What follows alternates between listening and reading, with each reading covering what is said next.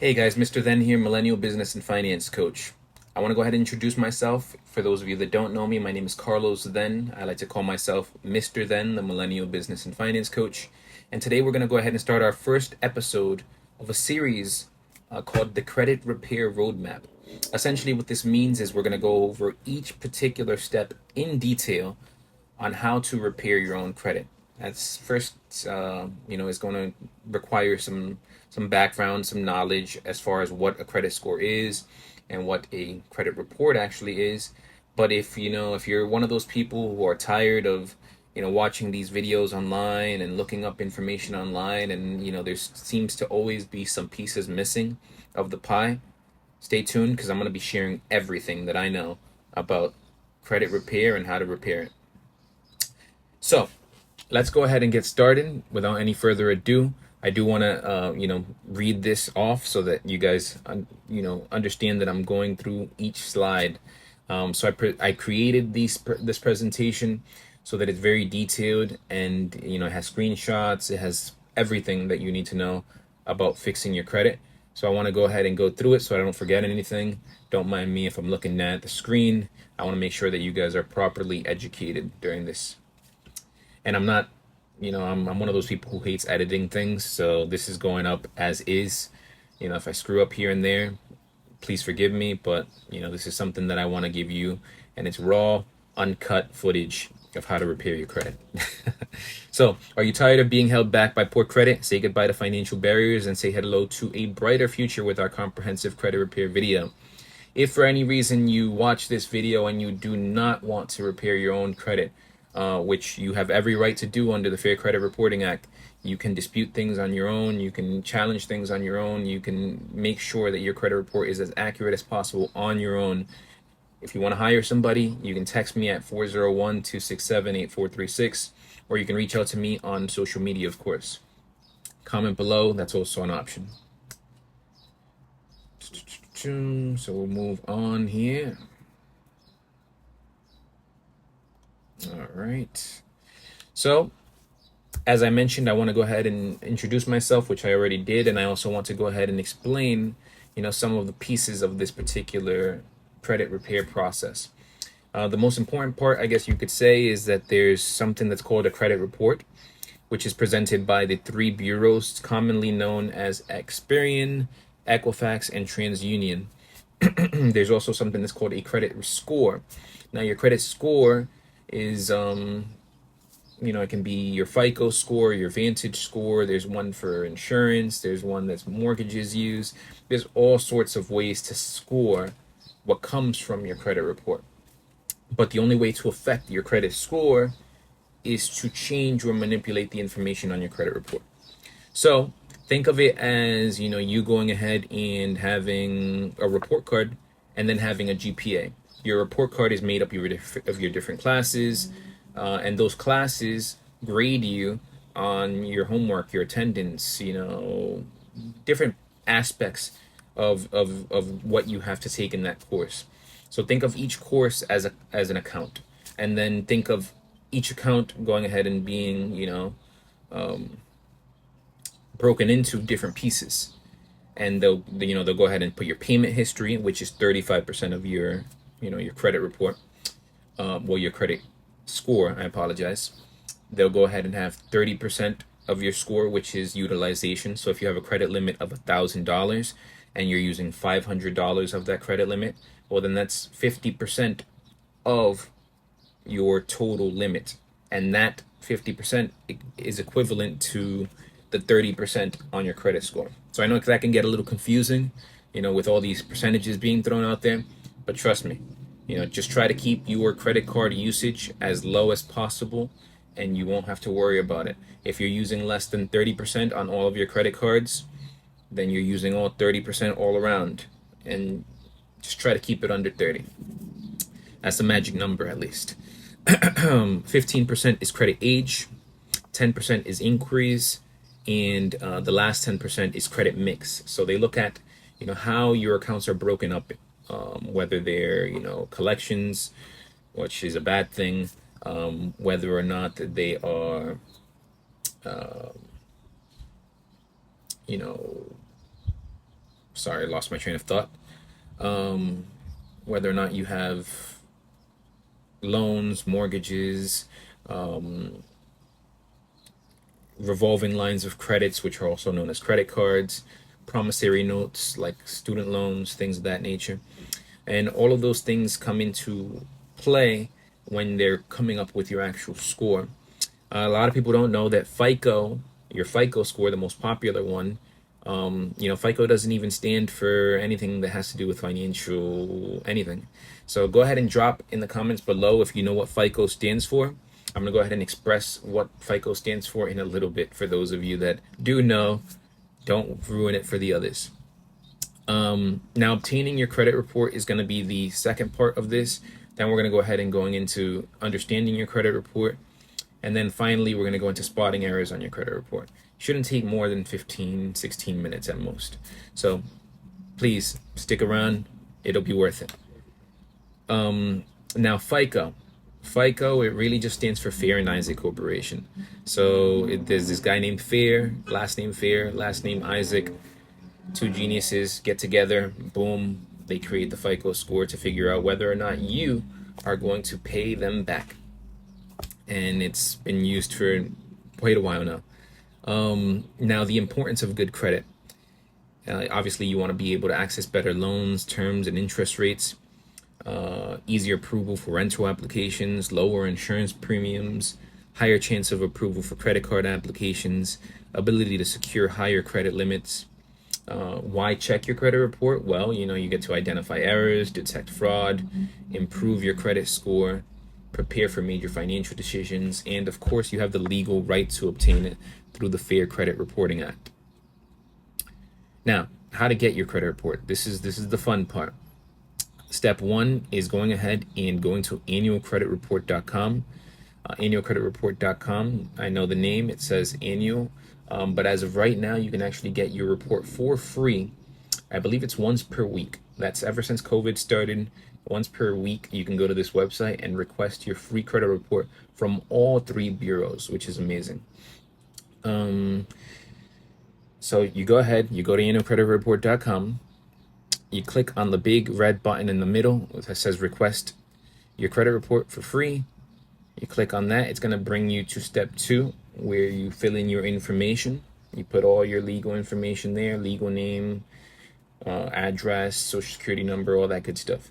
Step three is going to take you to a screen where it makes you select each bureau. So it'll ask you if you want to select TransUnion, Equifax, Experian. You can, of course, select just one.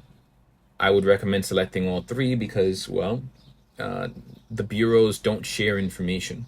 So your information on one bureau might be different than the information on another bureau. And if your information is different on two bureaus, well, then guess what? That's a mistake. And more than 80% of the population has errors in their credit reports. So any errors that you have in your credit report, you want to make sure are corrected, because that's a misrepresentation of who you are as a borrower. So once you've gone ahead and selected those three credit reports, it'll bring you to another screen which asks you to verify your identity. It'll look something like this.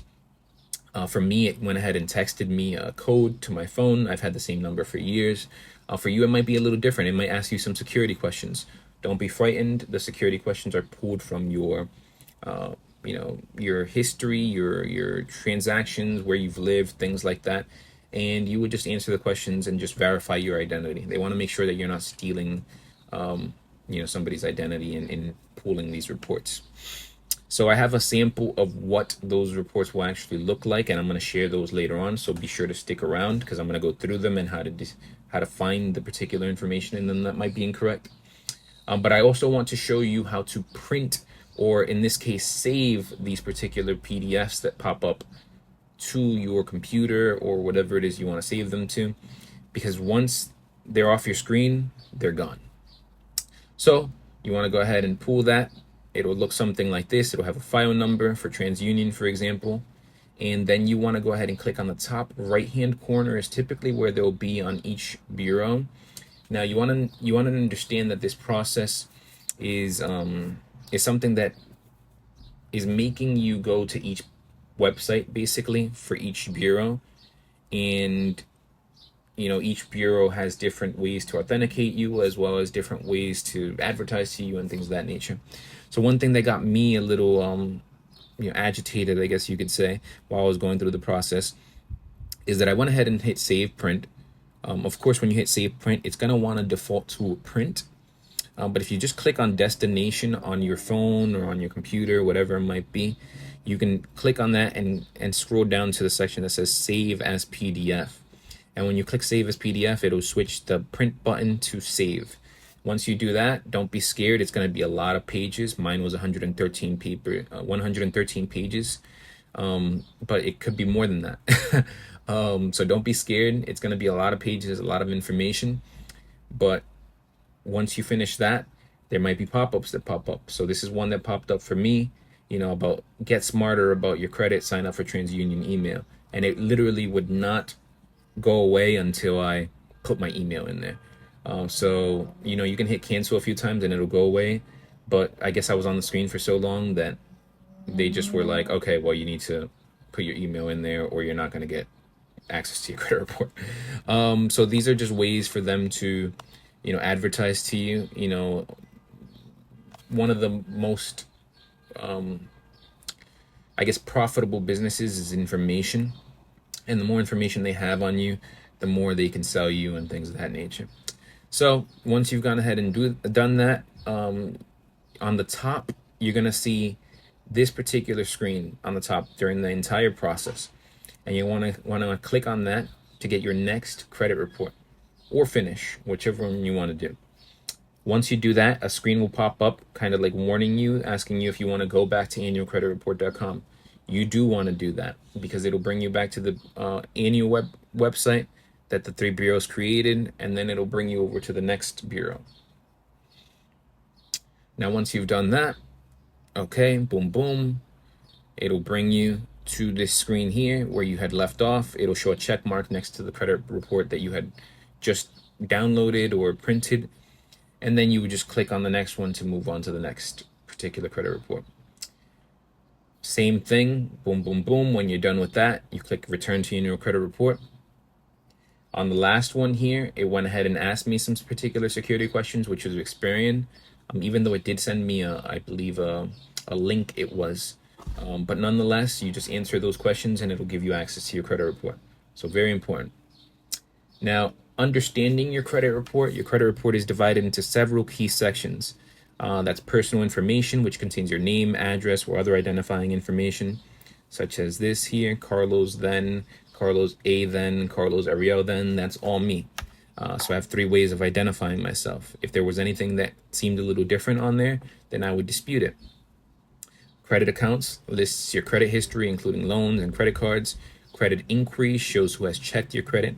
Public records includes bankruptcies, liens, and judgments. And each section provides important information about your financial history. So that's something that you'll want to remember. Now, spotting errors on your credit report can be pretty tedious. The first one, I have 6 here of just a few. But the first one is incorrect personal information. So mismatched names, addresses, or social security numbers, incorrect employment. That can all cause confusion and may result in your credit file being mixed with someone else's or which leads to denials. Accounts that don't belong to you, those accounts you didn't open, accounts listed that are opens and you've closed. Unfamiliar accounts may indicate identity theft or mix up in another person's credit file as well. Incorrect account information or wrong account status, those type of things, incorrect balance or credit limit. Those particular details can affect your credit utilization ratio and overall credit score. So, if you have an account with a wrong balance, if it says $5,000 has been utilized and really you've only utilized 1,000, well, that's a problem. Duplicate accounts are the same debt listed multiple times. So that can inflate your total debt and negatively impact your creditworthiness. Incorrect payment status, payments marked as late or missed can significantly affect your score because if you remember, payment history is 35% of it. So that would lower your score substantially. And then obviously data management errors, so like reappearances of removed debts or accounts that have been, sent to collections and then they appear again or twice. So those errors can confuse lenders and harm your credit profile if not promptly corrected. So spotting errors in your credit report continued. I have a sample here of what a credit report actually looks like. And these are key pieces of your information that you want to look at. So like right here on payment history, it'll show usually up to 7 years, and it'll show, okay, it was late in 2019, April of 2019, it was 60 days late. And then September of 2019, it was 30 days late. All these other days here, the blank ones are no data, so there's no data available. The check marks, paid on time. So it'll have a key on how to read this information, and you would follow this key and look at the information and find the errors. Now, you might not find an error on this particular report, but then when you look at it in conjunction with another report, you might see that there's an error in the way that maybe one is reporting as opposed to the other. You'll be able to see your credit limit, high credit usage, so like whatever particular balance you have, the terms frequency, when the card was opened, the date it was reported, the date of last payment, date closed, loan type, months reviewed. All of that information will show it on here, and this is information that you will use to help you with this particular process. Now, this is the same report but from Experian for this particular card. Now, if you look here, 2019, 30, 60, 30. So remember how before on the other one it said no data available before this, but then on all these other ones it has check marks, has a 30 here. This month it says it was closed, so no data after that. Here it says 30 in May. So let's look back, May. Okay, so March actually. So March 30, March, yeah, so that's accurate. So there's no errors on this particular payment history, but let's take a look at some of the other information. Date opened August 27th of 2017. Okay, date opened August 27th of 2017. Okay, that's accurate. Status updated, credit limit. Where is the close date on this? Okay, so there's no close date on this particular one. So we'll have to figure out when this was closed. It says, okay, closed 2022, April, May. So that would be May. When was this one closed? Date closed November of 2017. Wait, how does that make any sense? If this card was closed in November of 2017, how does it say that it was closed on May of 2022 on here? We have an issue. So this is where we would go ahead and be able to dispute this particular account for incorrect information. Now, of course, you can move on to TransUnion. In this case, there was no data on TransUnion for this particular report. But, going ahead and looking at some of this information and reading it and like literally going back and forth and looking here and looking there, especially when it's pages worth of information, can be very, very, very, very, very, very, very daunting. So thankfully, there are useful tools that exist. I'm going to go ahead and go into detail about how you can use ChatGPT to do some of this stuff for you, and how there's other information as well that you can use, and other programs that you can use to fix your own credit. But thankfully, these solutions and tools exist. One way that you can have this particular ChatGPT, for example, assist you in finding errors in your credit report is by simply prompting it correctly and then uploading the PDFs. ChatGPT can read information off of these credit reports. Now, you have to remember that ChatGPT is also a tool that, is looking at your information. You don't necessarily want to put your personal information for a machine to read, and that people may have access to. But if you want to go ahead and blur out your personal information off of these credit reports before you upload them to GPT, you can always do that. Otherwise, it's just showing data and calculating the data and giving you back a response. So those are things that you can do to protect yourself and your identity from, these scary robots. But yeah, this is just information that I wanted to share. I'm going to go ahead and go into detail about disputing in the next episode. So I'm going to go into detail on how you can actually dispute this information on your credit report. It's going to be a lot of fun. So I want you to stick around and, check in next time so that you can see it.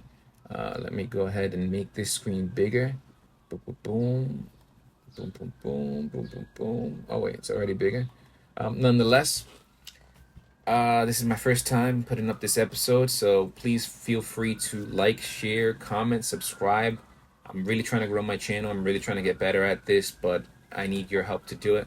So go ahead and comment below, what you liked, what you don't like about this particular episode, and I'll try to improve it for the next one. Thanks. Have a good day, and if not now, well, it's Mr. Then.